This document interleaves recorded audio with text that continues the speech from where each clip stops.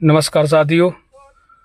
मुझे कई दिन से पंकज शर्मा कोतवाली के पूर्व प्रभारी द्वारा लगातार प्रताड़ित किया जा रहा है, जिसके आवेदन में कई बार डीजीपी महोदय, आईजी महोदय, एसपी महोदय को दे चुका हूं कि मुझे ये लोग किसी षड्यंत्र में फंसाना चाहते हैं और इनके द्वारा आज षड्यंत्र किया गया।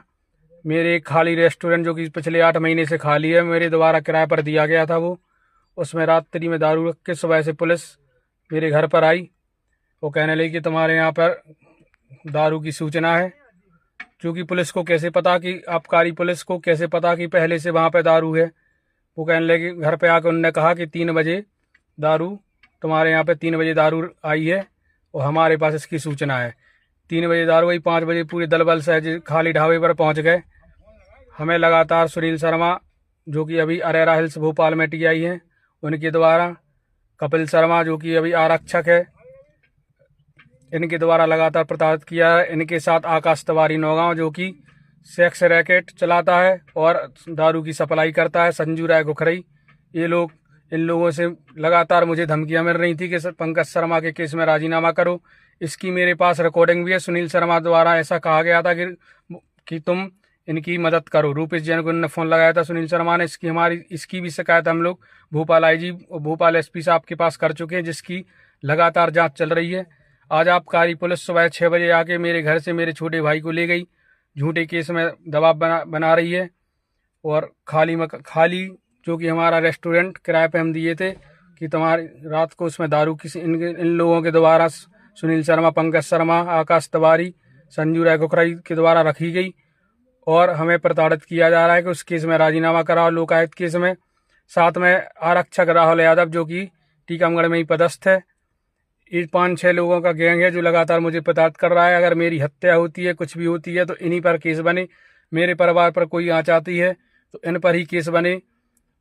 मैं बहुत प्रताड़ित हूँ और मैं आत्महत्या भी कर सकता हूँ इन लोगों की प्रताड़ना से।